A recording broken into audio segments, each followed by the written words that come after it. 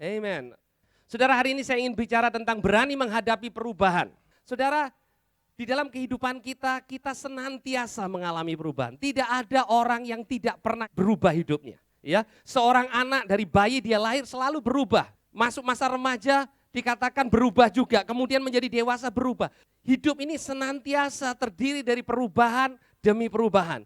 Dan Tuhan adalah Tuhan yang membawa kita, suka atau tidak suka, siap atau tidak siap, masuk ke dalam perubahan demi perubahan di dalam kehidupan. Saya ingin mengajak saudara untuk membuka Ulangan Fatsal 32. Kitab Ulangan ini ditulis oleh Musa dan di sini Musa berbicara tentang bagaimana Tuhan memimpin kita, memimpin bangsa Israel, memimpin umat Tuhan untuk masuk dari satu perubahan kepada perubahan yang berikutnya. Ulangan Fatsal 32, kita akan membaca dari ayat yang ke-9. Tetapi bagian Tuhan ialah umatnya, Yakub ialah milik yang ditetapkan baginya. Didapatinya dia di suatu negeri, di padang gurun, di tengah-tengah ketandusan dan auman padang belantara. Dikelilinginya dia dan diawasinya, dijaganya sebagai biji matanya. Perhatikan baik-baik saudara, dikatakan bahwa bagi Tuhan, Israel itu umatnya, milik kepunyaannya sendiri. Dan dikatakan Israel ini didapati di satu negeri yang penuh dengan ketandusan, kering, dan auman padang belantara. Artinya ada bahaya di padang belantara. Tetapi Tuhan mengatakan dia mengelilingi dan mengawasi umatnya dan menjaga seperti biji matanya. Di ayat yang ke-11 dikatakan, laksana Raja Wali menggoyang bangkitkan isi sarangnya, melayang-layang di atas anak-anaknya, mengembangkan sayapnya, menampung seekor dan mendukungnya di atas kepaknya.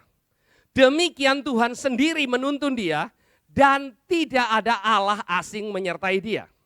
Dibuatnya dia berkendaraan mengatasi bukit-bukit di bumi dan memakan hasil dari ladang.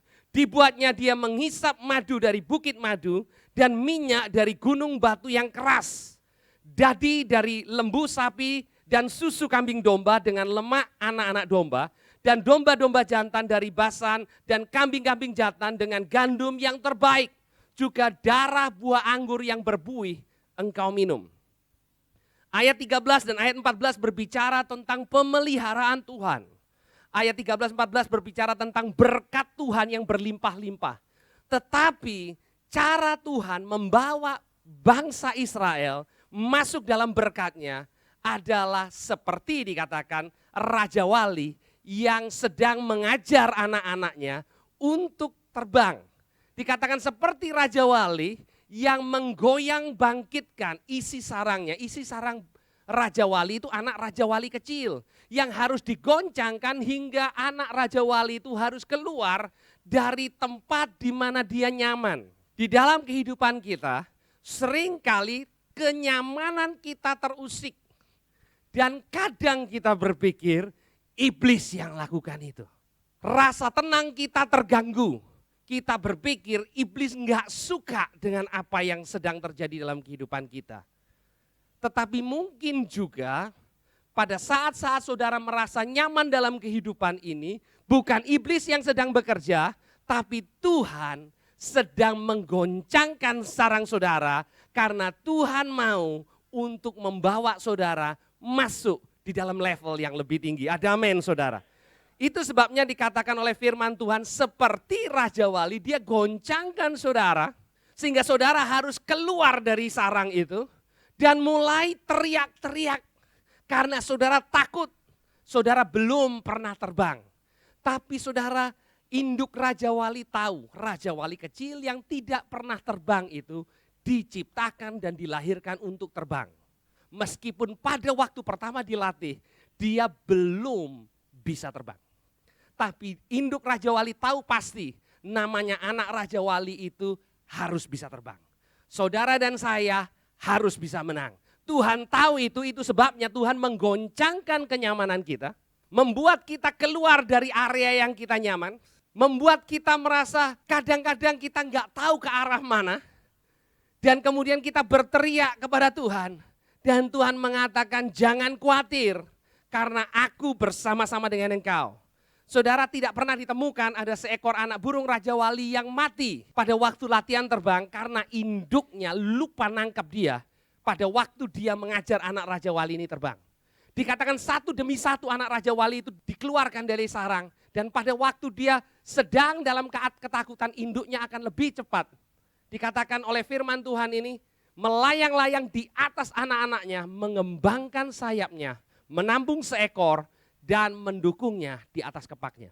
Ulangan Fatsal 32 berbicara tentang cara Tuhan membawa kita dari satu tempat ke tempat yang lain. Sewaktu Tuhan membawa kita ke tempat yang lebih tinggi, selalu kita mengalami keadaan yang lebih sulit. Pada umumnya, pada dasarnya kita ini enggak suka berubah. Ada orang mengatakan, oh saya suka perubahan, saya enggak suka monoton Pak. Yang dikatakan orang yang suka berubah, kalau perubahan itu memang dia sukai. Tapi kalau perubahan itu enggak dia sukai, dia enggak suka berubah. Enggak ada di antara kita yang suka berubah. Itu sebabnya kadang Tuhan izinkan perubahan yang tidak kita sukai itu terjadi tidak sesuai dengan apa yang kita inginkan. Kalau saudara sudah biasa untuk mengambil rute tertentu dalam perjalanan dari rumah saudara ke tempat pekerjaan, mungkin rute itu bukan rute yang paling pendek.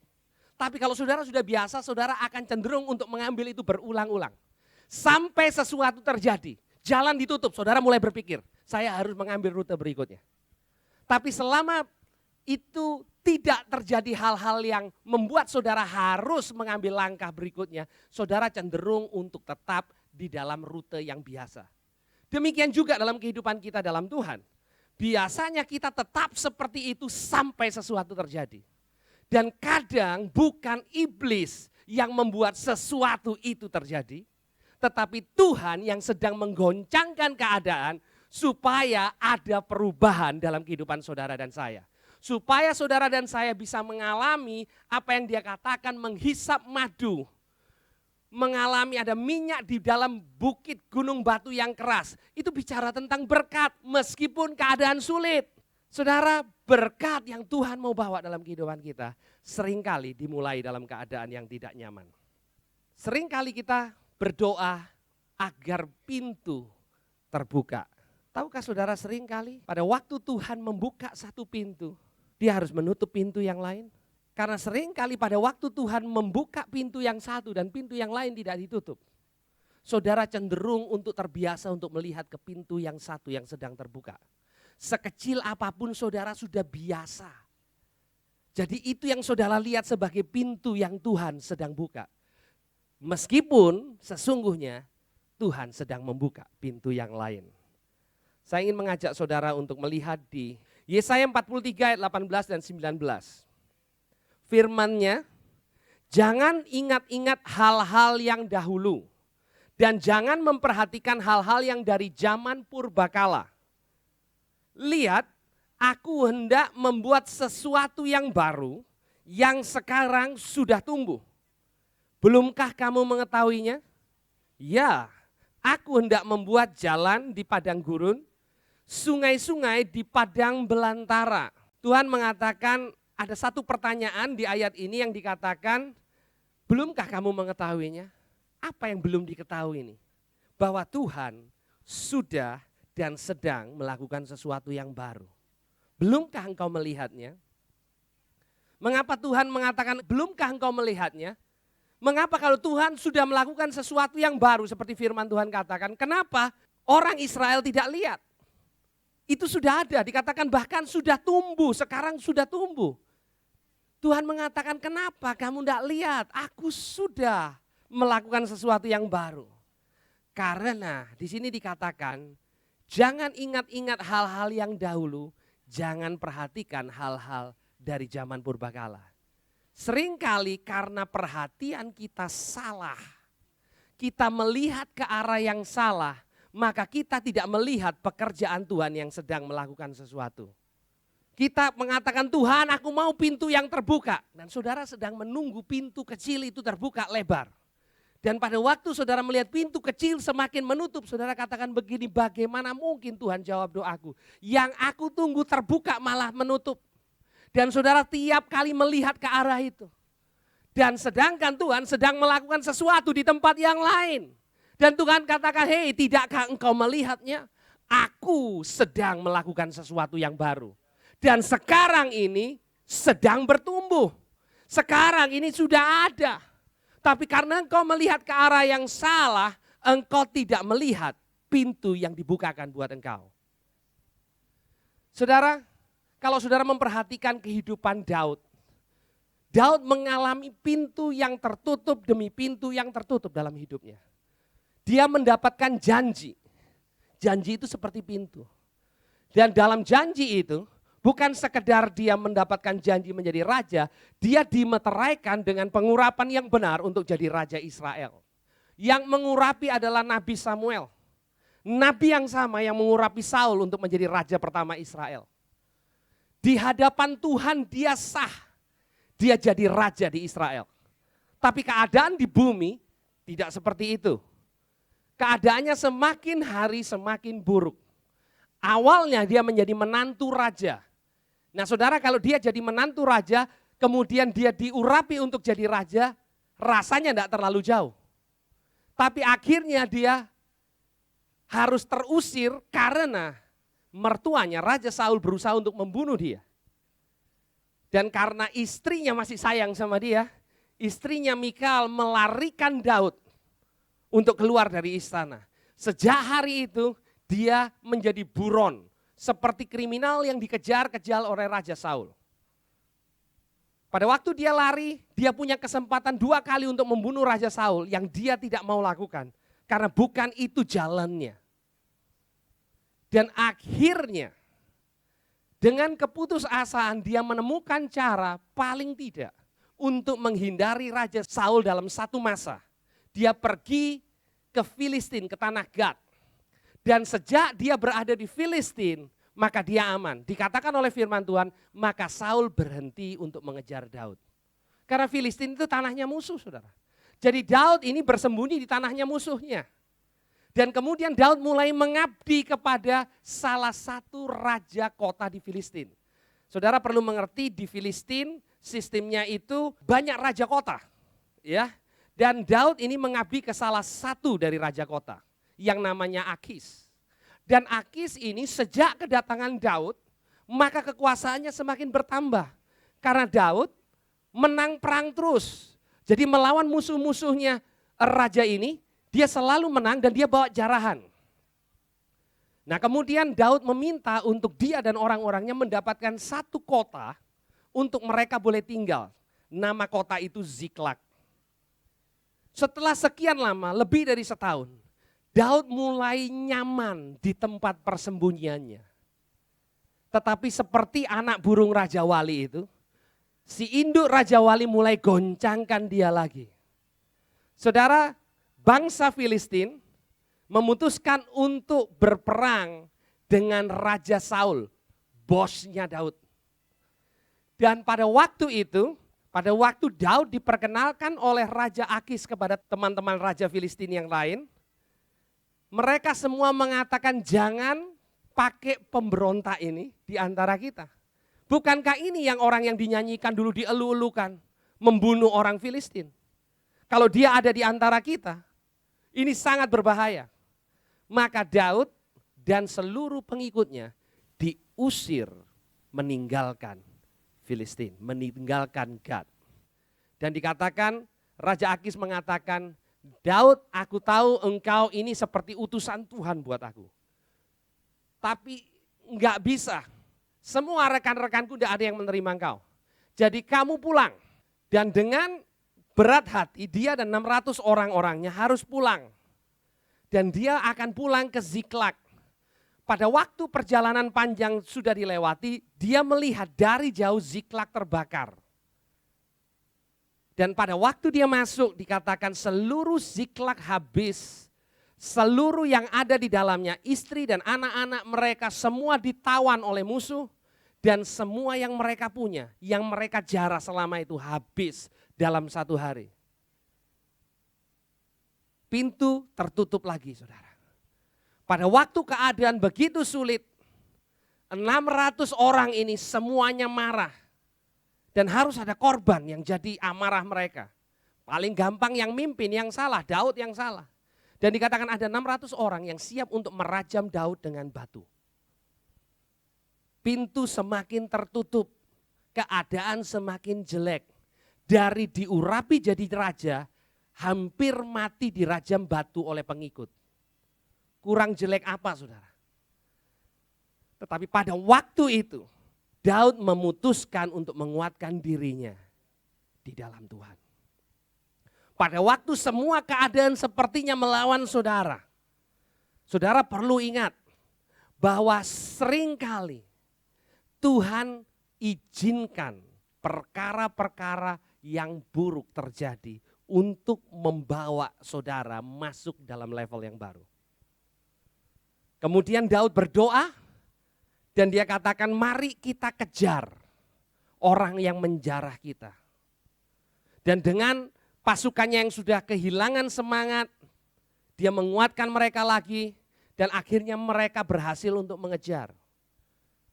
Mengalahkan pasukan yang baru merampok habis mereka. Dan yang luar biasa adalah sebelum pasukan ini merampok Daud, rupanya pasukan ini juga merampok daerah-daerah yang lain. Orang-orang ini merampok daerah-daerah yang lain. Sehingga jarahan Daud jauh lebih besar dari apa yang awalnya dia kehilangan. Pintu mulai terbuka. Pada saat yang sama, bangsa Filistin perang dengan Raja Saul dan seluruh anak-anaknya dan orang Israel. Alkitab mencatat Saul dan anak-anak laki-lakinya semua mati di medan perang. Di tempat yang lain Daud sedang meraih kemenangan dan banyak dapat jarahan. Daud ini adalah orang yang sangat murah hati. Dalam keadaan yang paling sulit saudara, dia ketemu orang yang sudah hampir mati pada waktu pengejaran. Dia kasih makan, itu adalah orang yang membawa Daud akhirnya dan pasukannya untuk menemui kelompokan yang merampok dari dia. Ingat saudara, dalam waktu sulit jangan lupa kemurahan hati itu akan menolong saudara masuk di dalam destiny saudara. Setelah dapat jarahan, Daud ini orang yang murah hati. Dan dia mengirim jarahan kepada tua-tua di Yehuda yang pada saat yang sama, sepertinya begitu banyak kebetulan. Pada saat yang sama, tua-tua di Yehuda mendapatkan kabar bahwa Saul mati. Anak-anaknya mati, mereka meratap, bangsa Israel kehilangan raja. Tapi mereka mendengar bahwa ada pahlawan yang dulu mengalahkan Goliat, yang hilang dari peredaran, tiba-tiba menang perang. Tiba-tiba punya jarahan. Saudara tahu apa yang terjadi? Daud akhirnya menjadi raja. Karena mereka mendengar bahwa Daud belum mati, Saul dan anak-anak laki-lakinya mati, tapi Daud masih hidup. Saudara, kalau saja Daud salah merespon di tengah-tengah, kalau saja dia mengambil sikap nekat, kalau saja Daud masih ada di Filistin, maka dia harus berhadapan dengan Saul. Pada waktu Saul keluar, saudara kira apa yang dilakukan oleh Raja Filistin? Dia akan katakan, oke Daud sekarang tunjukkan loyal sama siapa kamu. Dan Daud tidak punya pilihan yang selama ini dia lari. Dia tidak pernah mau membunuh rajanya. Tapi dia akan diperhadapkan dengan itu kalau dia tetap ada di Filistin. Itu sebabnya Tuhan buat orang Filistin mengusir Daud. Saudara, Tuhan bisa buat orang dunia sepertinya menutup pintu buat saudara karena Tuhan sedang membuka pintu yang lebih besar dan lebih baik buat saudara dan saya sebagai anak-anaknya. Saudara tidak pernah tahu, saudara sekarang sedang di mana. Ada satu cerita lagi, seseorang yang berada dalam keadaan yang buruk, tapi dia tidak pernah lihat bahwa itu adalah keadaan yang buruk. Tuhan mau balikkan orang ini untuk menjadi baik. Tuhan sediakan perkara yang baik. Tapi sampai akhir hidupnya, dia tidak pernah melihat kebaikan yang Tuhan sediakan. Orang ini namanya Lot. Kejadian pasal 19 kita akan membaca mulai dari ayat yang ke-15. Saudara tahu cerita Sodom dan Gomora? Lot tinggal dalam keadaan lingkungan orang-orang yang sangat keji, sangat berdosa pada waktu itu. Dan karena janji Tuhan kepada Abraham, maka Tuhan mengingat Lot yang ada di Sodom dan Gomora. Sebelum Tuhan memusnahkan Sodom dan Gomora, Tuhan harus bawa keluar Lot dan seisi rumahnya.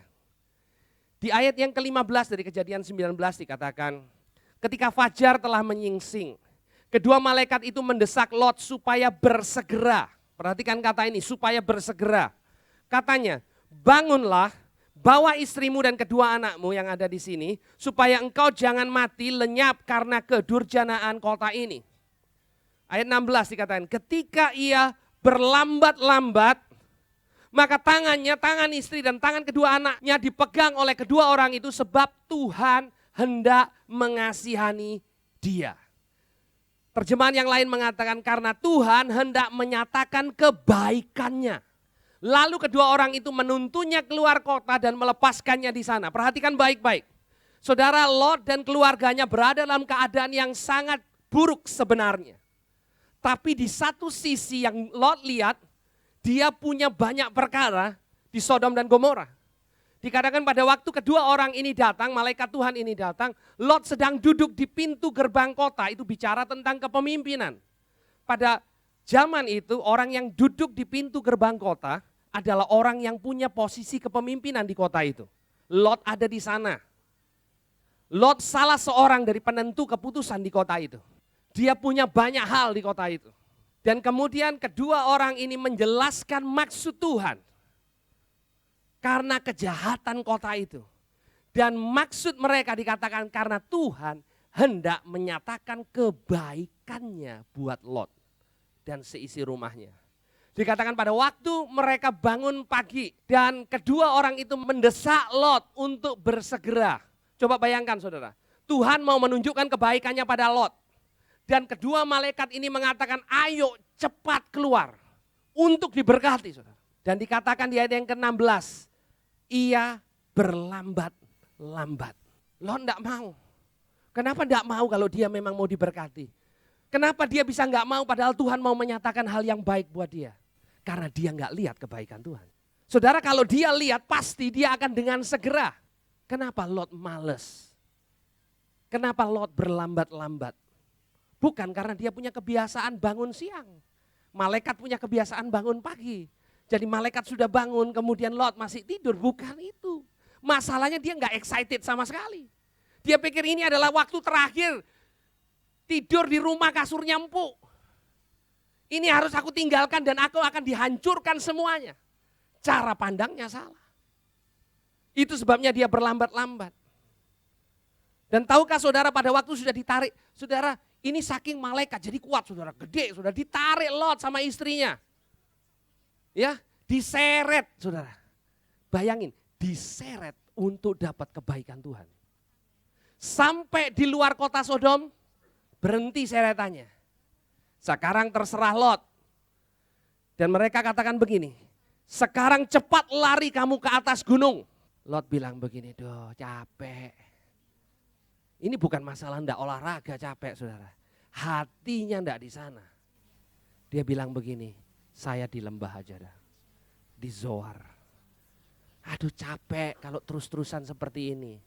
Saudara, sering kali kita settle untuk keadaan yang rendah. Karena kita nggak pernah mau fight untuk sesuatu yang baik yang Tuhan sediakan. Banyak orang mengatakan kalau itu dari Tuhan, ya mestinya kan langsung jatuh ke depan saya toh. Kok harus saya berjuang? Saudara, Tuhan mengatakan saudara lebih dari pemenang. Apa artinya lebih dari pemenang? Saudara harus mengalahkan sesuatu. Saudara, kalau saudara suka olahraga, saudara pergi menyaksikan live tim kesayangan saudara main, apapun itu, sepak bola, apapun. Kemudian saudara datang ke tempat pertandingan itu hanya menemukan bahwa tim saudara menang karena lawan tidak datang. Saudara pulang meskipun tim kesayangan saudara menang, saudara enggak excited karena enggak ada yang dikalahkan. Tapi kalau tim lawan juga hadir dan tim saudara bermain dengan sangat baik dan mengalahkan tim lawan, saudara katakan wow ini luar biasa. Nah saudara, pada waktu Tuhan mau membawa Lot ke atas gunung untuk menyatakan kebaikannya, dia bilang aduh Rumah sudah habis di Sodom, semua habis, investasi habis. Deposito hangus di sana. Sekarang kira-kira apa yang masih sisa? Saudara, itu sebabnya dikatakan di ayat yang ke-26, istri Lot menoleh ke belakang. Kenapa dia menoleh ke belakang? Karena hatinya masih di sana. Saudara, seringkali kita enggak mengecap kebaikan Tuhan karena hati kita enggak di mana Tuhan mau bawa kita. Hati kita masih terpaut di tempat yang lama. Hati kita masih terpaut di dalam hubungan yang lama. Hati kita masih terpaut kepada masalah-masalah yang lama. Sebaik apapun yang lama, saudara. Firman Tuhan mengatakan hari depanmu penuh pengharapan, bukan hari masa lalumu. Sebaik apapun masa lalumu. Tapi saudara, ini kecenderungan manusia. Pada waktu pintu tertutup, yang jelek pun dikangenin. Yang parah pun dikangenin. Bangsa Israel dibawa oleh Tuhan keluar dari tanah perbudakan. Saudara, enggak ada orang yang suka tinggal di tanah perbudakan. Tapi pada waktu bangsa Israel mengalami tantangan, pada waktu dia diperhadapkan dengan berkat dan raksasa, ada berkatnya, ada raksasanya. Yang dilihat bukan berkatnya tapi raksasanya. Orang Israel mengatakan lebih enak di Mesir. Bagaimana mungkin lebih enak di Mesir, mereka jadi budak di sana. Kecenderungan manusia pada waktu ada tantangan di depan, dia cenderung untuk lihat ke belakang. Meskipun yang di belakang enggak enak, saudara. Dan orang yang selalu melihat ke belakang, kira-kira perbendaharaan katanya adalah ini, kalau saja, kalau saja. Kalau saudara sering pakai kata kalau saja, saudara adalah orang yang selalu lihat ke belakang. Kalau aja saya enggak menikah dengan dia. Kalau saudara mengatakan kata-kata seperti itu, saudara tidak akan melihat pernikahan yang Tuhan berkati.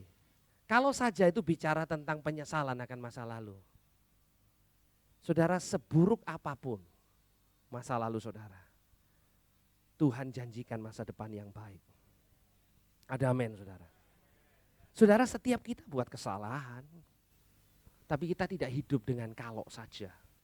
Dan kadang Tuhan membawa kita masuk ke dalam masa yang baru, meninggalkan masa yang baik sebelumnya. Saya ulangi lagi, kadang Tuhan membawa kita masuk ke dalam musim yang baru dengan meninggalkan musim yang baik sebelumnya. Yosua Fatsal yang pertama, ayat yang pertama dan ayat yang kedua. Sesudah Musa hamba Tuhan itu mati, berfirmanlah Tuhan kepada Yosua bin Nun abdi Musa itu demikian. Hambaku Musa telah mati. Sebab itu bersiaplah sekarang, seberangi sungai Yordan ini engkau dan seluruh bangsa ini menuju negeri yang akan kuberikan kepada mereka, kepada orang Israel itu. Dikatakan sesudah hamba Tuhan Musa itu mati. Saudara, Musa pemimpin yang luar biasa. Tapi pada zaman Musa, Tuhan tidak membawa bangsa Israel masuk ke dalam tanah perjanjian. Justru setelah Musa itu mati. Saudara, kadang ada sesuatu yang harus ditinggalkan untuk kita masuk ke dalam hal yang lebih baik. Saudara, jangan menyesali apa yang baik yang tidak bisa berlangsung terus sampai hari ini. Di dalam hidup ini selalu ada orang yang meninggalkan saudara.